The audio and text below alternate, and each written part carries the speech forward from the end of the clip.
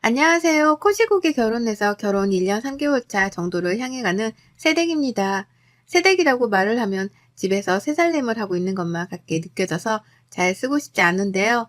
저희 시댁에서는 저를 하도 새댁이야 새댁라고 하며 주변 사람들한테 소개를 하는 바람에 이제는 제 입에 버릇처럼 달라붙게 되었네요. 어디 가서도 제 소개는 새댁이라고 하고요.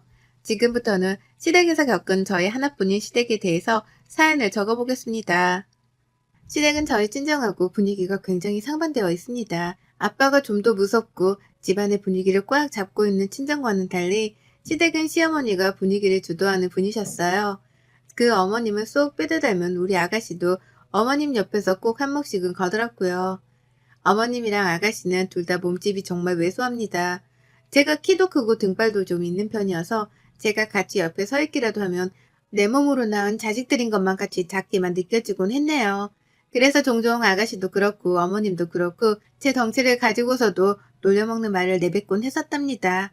자, 여기까지만 읽어도 어림잡아 저희 시모랑 아가씨에 대해서 아실 것 같죠? 결혼한 지 얼마나 되었다고 새 며느리인 저한테 덩치를 가지고 놀려먹으니 말이죠. 두 사람 모두 다 하나같이 말을 생각 없이 뱉어내는 편이었어요. 기분이 내키는 대로 툭 뱉으셔야 했고 그걸 가지고서 시아버지가 상처라도 받는 눈치를 보이면 왜 엄한 사람을 잡으려고 해? 라고 하면서 농담이었다며 분위기를 풀어나가려 하셨죠. 툭 던지는 그 돌에 맞은 사람 입장은 제대로 생각해주지를 않는 분들이셨습니다. 그러니 시아버지는 그 오랜 세월 동안 같이 살며 기가 죽다 죽다 끝내 펴지를 못하고 노년을 맞이하셨어요. 저희 남편은 그렇게 살지 않겠다며 발버둥을 치는 입장이었고요. 그리고 저는 시집을 와서 이 황당한 집안 분위기를 목격해가며 어떤 입장을 취해야 할지에 대해서 끊임없이 고민하는 처지였답니다. 처음 몇 개월, 아니 올 초까지만 하더라도 시어머니랑 신우이랑 크게 엮일 일은 없었어요. 저 결혼하고 나서 바로 신우가 결혼 준비를 한다면서 정신없이 바빴거든요. 남편이 장남이라는 이유만으로 시댁에서 남편 장가를 먼저 보내려고 한 바람에 연애를 그만하고 결혼하고자 했던 신은혜 커플의 결혼이 조금 늦어지게 되었었답니다. 그리고 그 후 폭풍으로 신우는 빨리 결혼을 치러내겠다는 말을 반복하며 결혼 준비를 서둘렀죠. 실제 올 3월에 결혼식을 치르기까지 했고요. 손도 빠릿빠릿하고 결정력도 화끈해서 결혼 준비를 아무런 차질 없이 진행했던 신우였습니다. 그런 신우를 보며 대단하다 싶으면서도 한편으로는 왜 저렇게 일찌감치 오빠랑 같은 해에 시집을 가려 할까 싶었죠. 결혼이 특별하긴 하지만 언제든 할 수는 있는 거잖아요. 하지만 신우는 그렇게 급하게 시집에 가서는 결국 임신을 발표했답니다. 네, 혼전 임신을 했었기 때문에 결혼을 서둘렀던 것이었어요. 주변 사람들 눈치를 보기 싫어서 그런 건가 싶었더니만 그저 임산부 배가 나와서 입고 싶은 드레스를 입지 못하게 될까봐 그랬다고 하더라고요. 시어머니의 성격을 잘 아는지 시어머니께도 말을 하지 못한 채 그리 급하게 결혼하고서는 뒤늦게야 임신 사실을 털어놨고요. 저는 그때 시어머니의 성격을 다시 한번 잘 알 수 있었습니다. 화가 나니까 물불 안 가리고 소리부터 키워가며 목청을 높이는데 정말 무식한 돌덩이 같더라고요. 아무튼 그때 그런 일을 결혼하며 겪고 나니 저에게 시댁 식구들은 결코 편한 사람이 되지 못했답니다. 제가 그리 고상하거나 품격 있는 여자는 결코 아니었지만요. 저를 볼 때마다 덩치 얘기에 새댁이라며 꽉 막힌 조선시대 호칭으로만 소개를 하고 그도 모자라 혼전 임신의 집안 싸움까지 목격을 하게 만드셨으니 제 눈에 시댁이 멀쩡해 보일 리가 없었죠. 그래서 남들이 시댁 얘기를 할 때에도 나는 무슨 얘기를 해야 하나 싶고 괜히 하고 싶지가 않았습니다. 남편도 집에서는 자기 집이 그리 좋게 보이진 않던지 제 앞에서 얘기를 꺼내지도 않았어요. 저도 관심은 없었고요. 그런데 신우 배가 불러오기 시작하면서 일이 좀 꼬이더라고요. 신우가 히스테리를 부리기 시작한 겁니다. 저는 아직 임신을 해보지도 않았고 할 생각이 없는 처지였기 때문에 임산부가 될 일이 없었어요. 그러니 일상생활을 하는데 지장이 있는 것도 아니었고 더더욱 신우의 처지는 이해하기가 힘들었습니다. 그런데 신우는 제가 자신의 처지를 다 이해해주기만을 바라더라고요. 다 같이 시댁 식구들이랑 밥을 먹는 자리가 있었습니다. 시어머니가 자주 밥 좀 먹으러 오라고 부르는 편이었는데 저는 불편해서 자주 가지는 못하다 한 번씩만 찾아뵈었었죠. 그런데 앞에서 오만 걸 다 시켜 먹으려고 하더라고요. 저도 내내 일하고 사느라 몸이 힘든데 눈앞에 물컵이 있는 건 보지도 않고 물을 떠다 달라고 하기도 했고요. 오렌지 주스가 땡기는데 얼음을 팍팍 넣어 달라면서 옆에 있는 저를 쿡 쑤시더라고요. 가서 주스 좀 가져오라고 말입니다. 그 밖에도 밥 먹다가 입덧이라도 하면 갑자기 제 이름을 부르면서 일으켜 달라고 하고 입덧을 하는 동안에도 저보고 들어와서는 수건을 적셔달라고 시키더라고요. 입가를 닦아야 하니까 미리 준비를 해놓으라고 잔소리를 퍼부으면서도 그 와중에 입덧을 열심히도 했어요. 저로서는 신우가 어찌되었던 체력적으로 약한 쪽에 속했으니까 도와야 한다 생각하고 별 수 없이 해달라는 걸 해줬습니다. 입덧을 하며 고생을 하고 있는 게 눈에 보이니까 부탁을 하는 건 최대한 들어주려고 했어요. 시어머니랑 시아버지, 심지어 저희 남편의 신우 남편까지 움직이지를 않고 구경을 하고 있는 걸 보면서도 내 일이겠거니 하면서 아무 말 없이 도움만 줬답니다. 그리고 다시 밥을 먹으려고 하면 밥맛이 하나도 없었어요.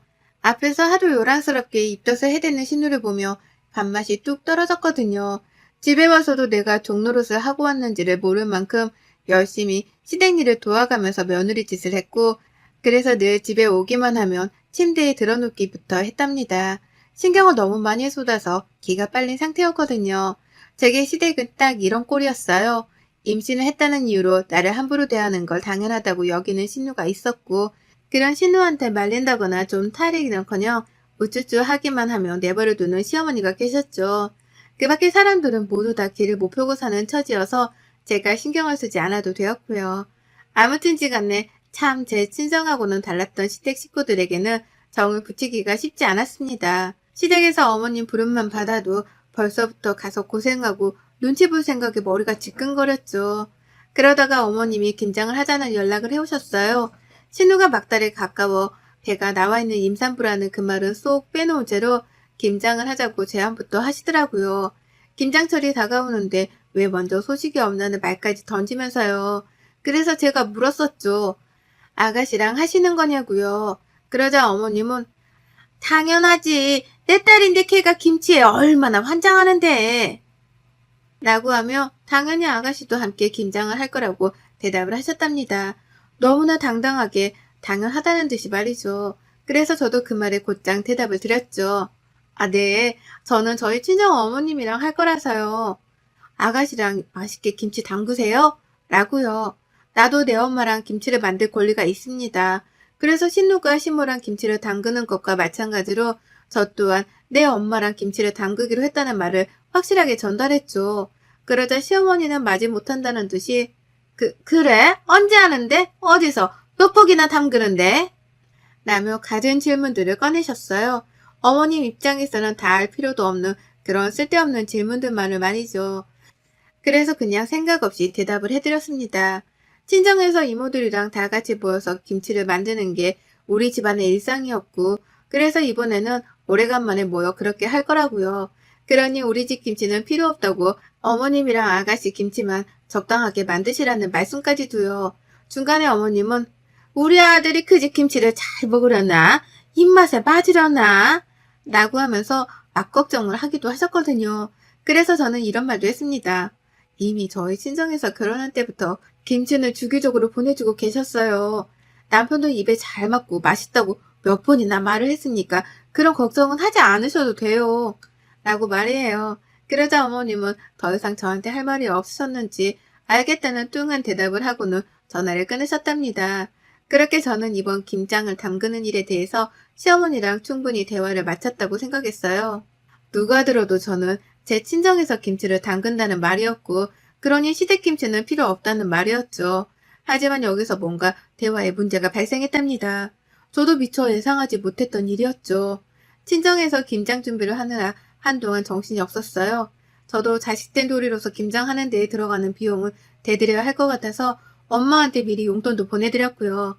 이모들이랑 이모들의 딸들까지도 모두 다 그날에 모여서 같이 수육도 먹고 파티할 작정으로 미리부터 설렜었죠.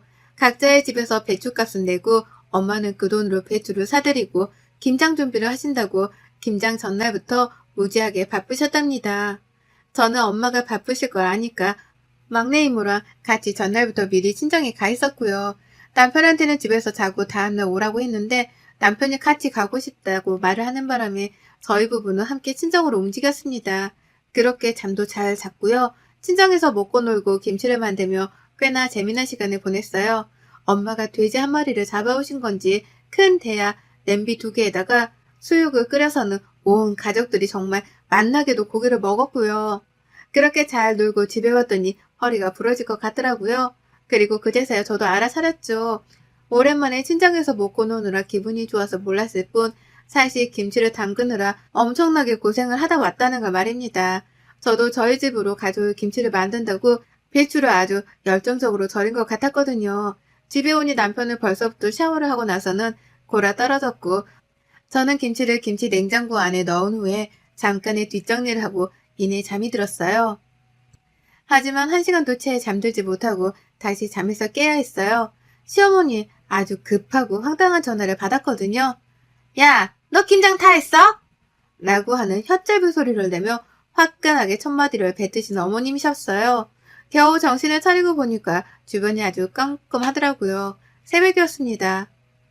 시간은 밤 12시를 조금 넘긴 때였고요. 순간 미간이 찌그러졌고 다시 한번 핸드폰을 확인했습니다. 분명 시어머니의 번호였죠. 네?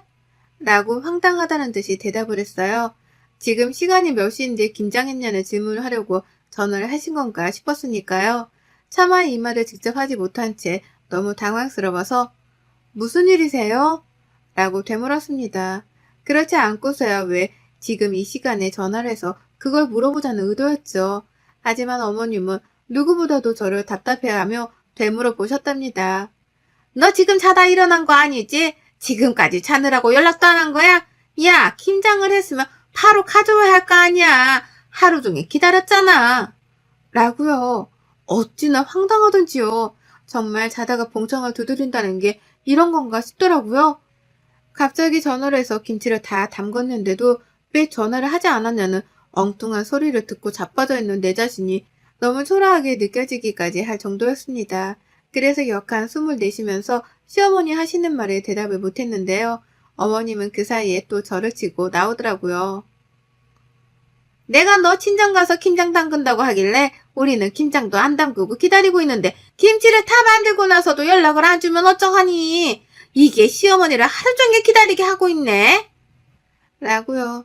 그러는 사이 저는 뻔뻔함의 극치를 보이는 시어머니의 태도를 믿을 수가 없다며 눈만 껌뻑이고 있었고요.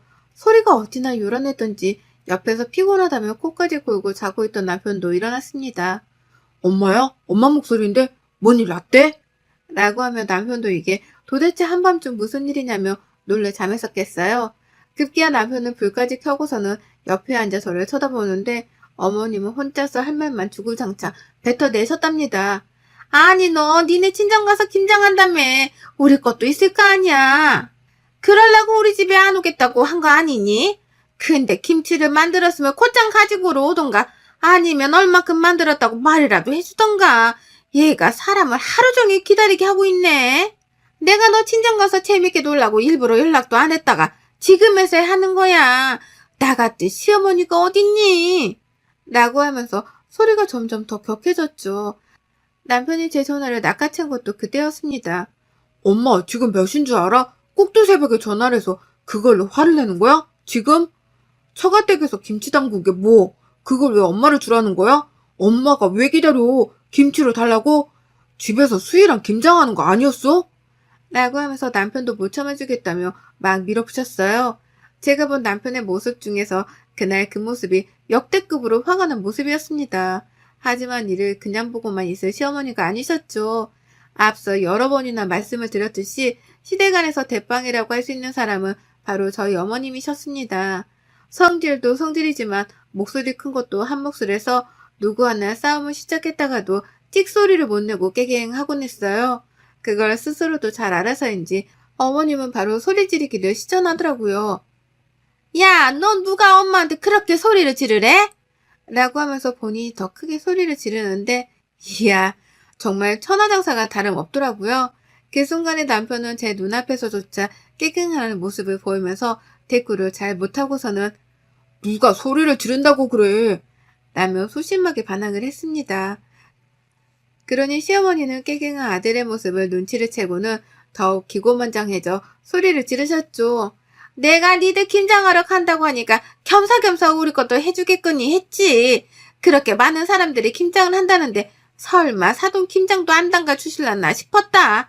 안 담가 줬다 하더라도 며느리면 딱딱 알아서 시댁으로 보낼 김장 정도는 해봤어야지. 어디 버릇없이 지들끼리 김치를 담근 걸로도 모자라 시댁 걸 챙기지도 않고 올 생각을 해.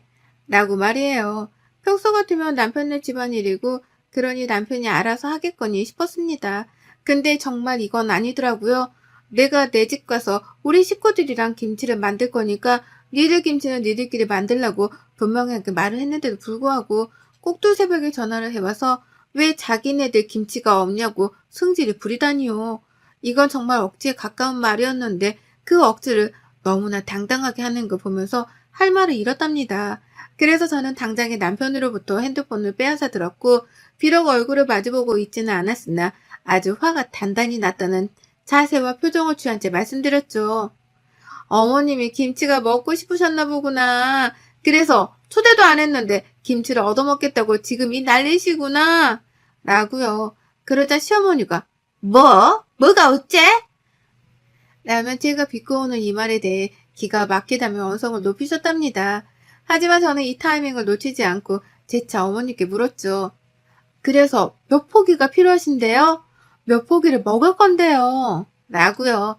그러자 어머님은 자신에게 김치를 주겠다는 소리인 줄 아셨는지 갑자기 목소리를 팍 낮추며 대답을 하시더라고요. 아유, 너도 참 진작에 준다는 말부터 했어야지. 괜히 내 승질을 건드려 소리까지 지르게 만드니 피곤하게. 우리 집 양반도 먹이고 네 시누이도 갖다 줄 거니까 8포기? 아니다. 딱 맞춰서 12포기 정도. 인당 3포기는 먹지 않겠니? 라고요. 옆에서 남편은 자기 엄마 치부가 보이긴 하는지 얼굴을 손으로 쓸어내리면서 제게 손짓했습니다. 화를 억눌러 달라고요. 본인이 봐도 지네 엄마가 이상한 거라니까 저한테 어떻게든 일방적으로 화를 참아달라는 소리였어요. 하지만 저는 시어머니랑 이판사판 뜨고 싶은 마음뿐이었고 그래서 다시 한번 물었죠. 정확히 몇 포기를 달라는 말씀이세요? 라고요. 그러자 시어머니는 짜증이 좀 섞인 제 말에 빈정이 상했는지 12포기! 라면 덩달아 짜증 섞인 말투로 대답을 하셨고요. 저는 그럼 어머니께 말씀드렸습니다. 네, 12포기 도합 36만 원이요. 계좌번호 보내드립니다, 지금. 라고요. 어머님은 거의 2초 정도 말씀이 없으셨다가 물었죠. 뭐? 너 지금 나한테 돈을 내란 소리냐? 라고요. 네, 저는 시어머니로부터 꼭 돈을 받을 예정이었습니다. 친정으로 오고 가고 하는 데에 든 차비, 그리고 시댁으로 보낼 때에 들 차비, 혹은 배달비, 그도 모자라 제가 친정에 전날부터 가서는 친정엄마랑 고생을 한 몸값까지 포함을 해서 다 합치더라도 포기당 3만 원은 아주 저렴한 가격이었죠. 그리고 전 이 저렴한 가격을 시어머니께 아주 당당하게 요구했습니다. 포기당 3만 원이니까 계좌이체로 선지불을 해달라고요. 김치는 선지불된 금액이 도착을 했을 경우에만 보내드리겠다는 요구사항까지 덧붙이면서 말이에요.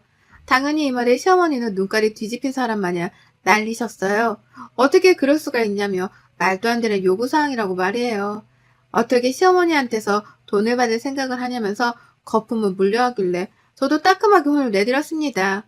어떻게 며느리랑 처갓집에서 뼈 빠지게 만든 김치를 거저 가져갈 생각을 하세요. 노동값을 지불하든지 노동값을 지불하지 못했으면 돈이라도 지불을 하든지 거지도 아니고 말이야. 라고 말이에요. 저의 마지막 말이 회심의 한 방이었던지 어머님은 또다시 정적을 만드셨습니다. 저로서는 너무도 익숙하지 못한 상황이었죠. 늘 떽떽거리면서 우겨대기만 하는 분이신데 갑자기 말을 안 하시니까요. 하지만 저도 더는 참고 속이기만 할 이유가 없었고 무엇보다 밤 12시가 넘긴 이 시점에서 먼저 싸움을 걸어온 건 어머님이셨기에 똑같이 응대를 해드렸습니다. 예의도 저버린 채로 공짜를 바라지 말고 합당한 돈이나 노동값이라도 지불을 하라며 따끔하게 홍군형을 날렸죠. 누군 시간이랑 돈이 남아 돌아서 김장을 하루 종일 담그고 온 줄 아냐며 비아냥대는 혼잣말도 거침없이 쏟아냈고요. 그리고 나서 번호 보내드렸어요. 지금 보내주실 거죠? 라고 되물었거든요. 실시간으로 어머니께 카톡을 보내가면서요. 근데 어머님이 정말 말도 없이 전화를 툭 끊어버리셨답니다. 돈 달라는 말에 대꾸도 못하고 그냥 돈을 안 내고 김치도 안 받겠다며 전화를 끊은 거예요. 김치를 달라 또 전화를 해오실 줄 알았는데 다음날이 되어도 연락은 없었고 그 길로 어머님은 다신 제게 김치를 달란 말 따위는 입에 올리지도 못하고 계시답니다. 저 또한 그냥 꽁으로 어머님께 김치를 넘길 생각 따위는 추워도 없고요. 어디 감히 며느리가 뼈 빠지게 만든 김치에 숟가락만 얹으려고 하는 건지 공짜 좋아하다가 며느리한테 평생 팽당할 수 있다는 걸 이번 기회에 뼈저리게 느끼셨길 바랍니다. 하여간 우리 시어머니는 시어머니라서가 아니라 정말 이해하기도 힘들고 이해하고 싶지도 않네요. 여러분의 생각은 댓글로 남겨주세요. 오늘도 시청해주셔서 정말 감사합니다.